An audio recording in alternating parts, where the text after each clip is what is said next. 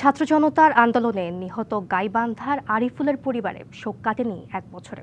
বাবা আসবে এই অপেক্ষায় এখনো বসে থাকে তার অবুঝ শিশু। সন্তানের জন্য চোখের জল ফেলেন মমতাময়ী মা।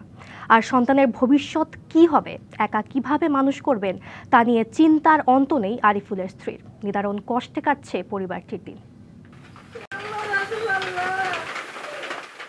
বাবার কথা কেউ বললেই এভাবে ফ্যালফ্যাল করে তাকিয়ে থাকে জুলাই শহীদ আরিফুলের একমাত্র ছেলে।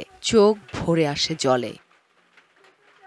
গাইবান্ধার পলাশবাড়ী উপজেলার পশ্চিম গোপীনাথপুর গ্রামের বাসিন্দা আরিফুল কাজ করতেন গাজীপুরের একটি ফার্নিচারের দোকানে। তার স্ত্রীও সেখানকার একটি গার্মেন্টসে চাকরি নেন। গত বছর জুলাইয়ে কোটা বিরোধী আন্দোলনে উত্তাল হয় রাজপথ। যোগ দেন আরিফুলও। 5ই আগস্ট সরকার পতন হলে আনন্দ মিছিলের সাথে বের হলেও আর বাড়ি ফেরা হয়নি তার।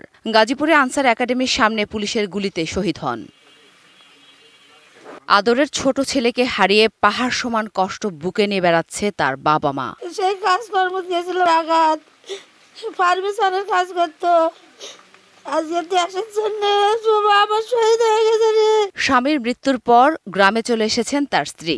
সরকারি বেসরকারিভাবে কিছু সহযোগিতা পেলেও তা দিয়ে চলছে না সংসার। আবু সাইদ যখন মারা যায় তখন আমার স্বামী আমার কাছে এই কথা বলছে যে সন্তান কষ্ট করে মানুষ করে যদি ভবিষ্যতে চাকরি বাকরি না হয় তাহলে কিসের দেশে বসবাস করি।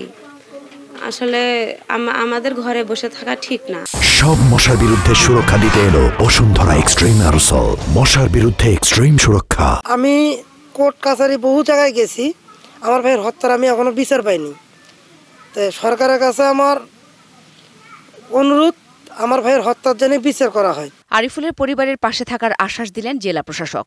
জেলা প্রশাসন থেকে যতটুকু পারছি আমরা সহায়তা করছি এবং এ ধরনের সহায়তা অব্যাহত থাকবে এবং আমরা যতদূর জানি যে আমাদের সরকার থেকেও হয়তো আরো অনেক বড় ধরনের সহায়তা তাদেরকে দেওয়া হবে। আরিফুলের আত্মদানের জন্য গর্বিত হলেও হত্যায় জড়িতদের দ্রুত শাস্তি চায় আরিফুলের পরিবার।